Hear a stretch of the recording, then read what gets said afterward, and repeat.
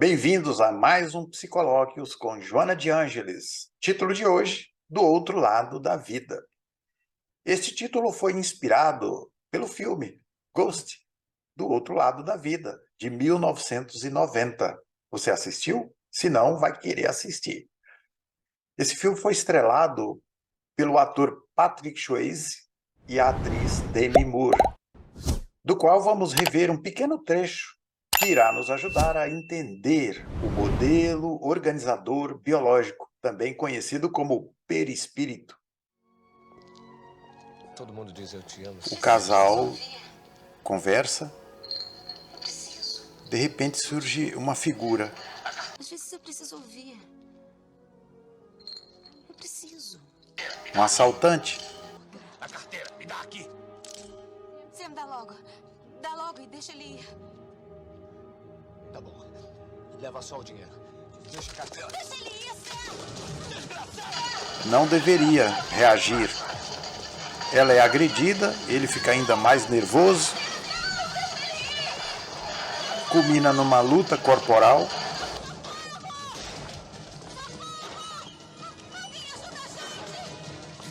Há um disparo. A arma dispara. O bandido corre e ele corre atrás. Depois retorna. E o que ele vê? Observem. Seu próprio corpo. Sem vida. Você vai ficar bom. Você vai ficar bom. Espírito.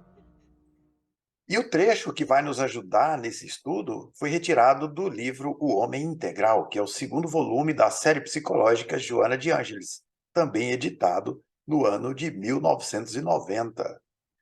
E já que a proposta aqui é estudar o psiquismo humano, precisamos conhecer a origem do pensamento, que não é o cérebro.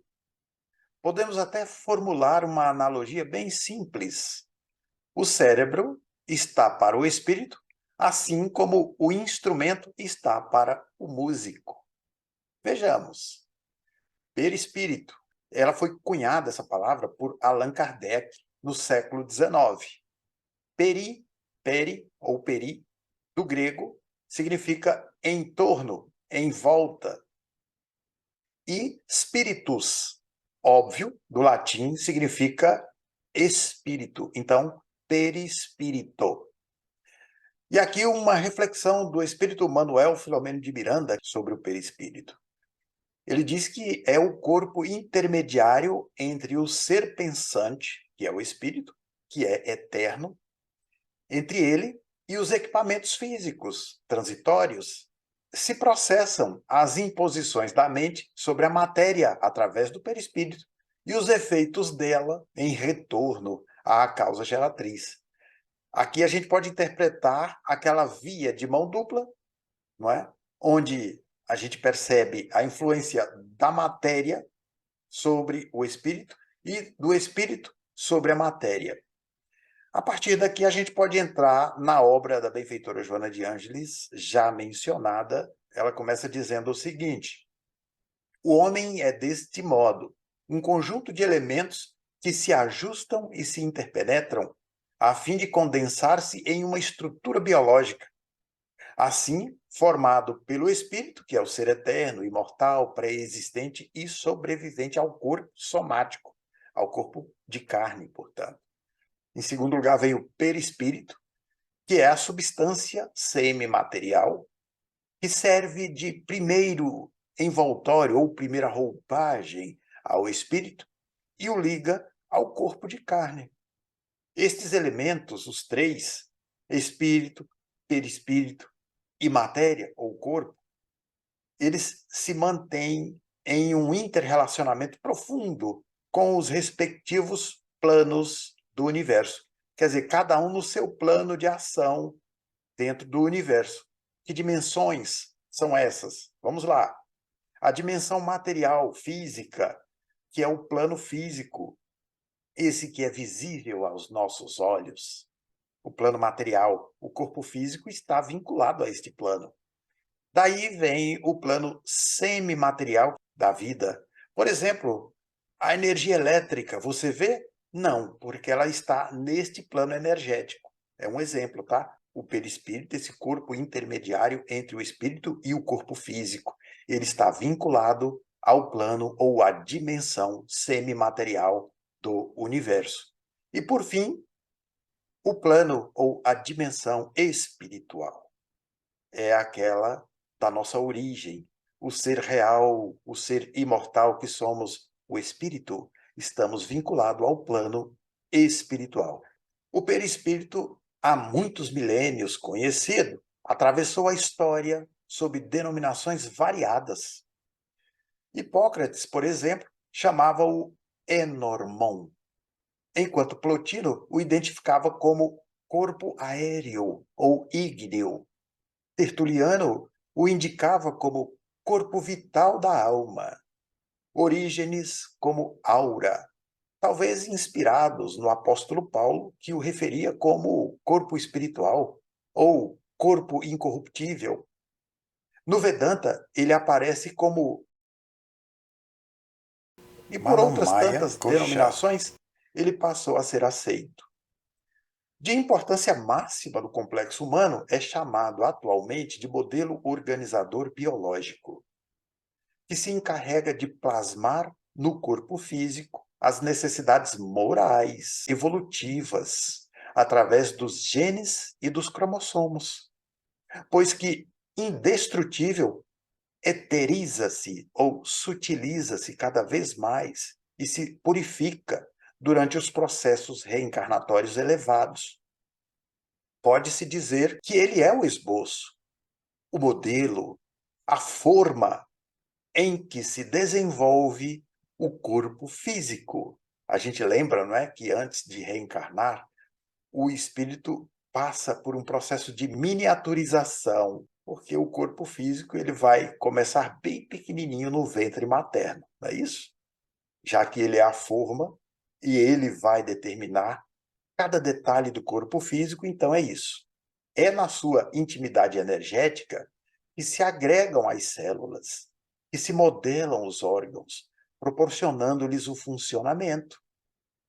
Nele se expressam as manifestações da vida, durante o corpo físico e depois dele, por facultar o intercâmbio de natureza espiritual. As comunicações mediúnicas, por exemplo, entre as duas dimensões, a dimensão física e a dimensão espiritual.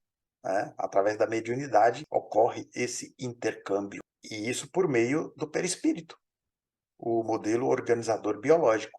Ele é o condutor da energia. Olha só, gente, que interessante. Ele é o condutor da energia que estabelece ou que determina a duração da vida física. Quantos anos nós iremos viver, cada um de nós? 70, 80, 50? É a bateria, entre aspas, né, que vai determinar a duração dessa existência, está nele. É o perispírito que traz.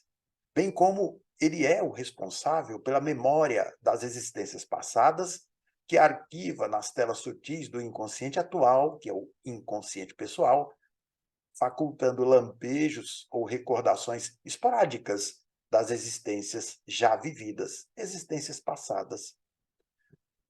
O filósofo escocês Wordsworth, estudando-o, disse que é o mediador plástico, que destrói e reconstrói incessantemente o organismo vivo.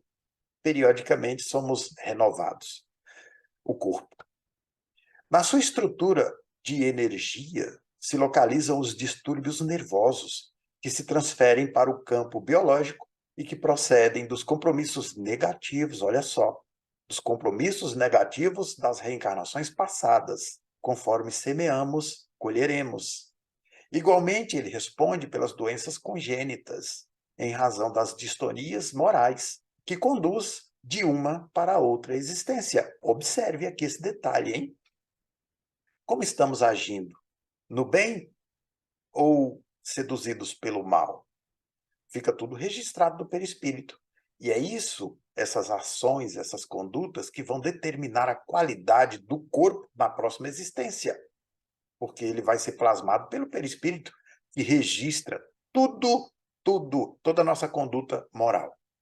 Por isso mesmo, trata-se de um organismo vivo e pulsante, sendo constituído por trilhões de corpos unicelulares rarefeitos, muito sensíveis, que imprimem nas suas intrincadas peças as atividades morais do espírito, assinalando-as nos órgãos correspondentes quando das futuras reencarnações. Então, se cultivamos mágoa, ressentimento, ódio, sentimentos negativos diversos, nós estamos imprimindo nos órgãos. Quais serão os órgãos prejudicados com esses sentimentos negativos? Vou deixar a resposta para você. Pense. Veículo sutil e organizador é o encarregado de fixar no organismo os traumas emocionais, como as aspirações de beleza, da arte, da cultura, plasmando nos sentimentos as tendências e as possibilidades de realizá-las. Graças à sua interpenetração nas moléculas que constituem o corpo, exterioriza através do corpo, os fenômenos emocionais. Quanto mais o homem se espiritualiza, domando as más inclinações, essas tendências negativas, e canalizando suas forças para as aspirações de enobrecimento e sublimação, mais sutis são as suas possibilidades plasmadoras, dando gênese a corpos sadios. Imagina, quanto mais sadia a mente, mais sadio o corpo, emocionalmente e moralmente, em razão do agente, que é o perispírito, o agente causal, estar liberado das aflições e limites purificadores. O amadurecimento psicológico, minha gente.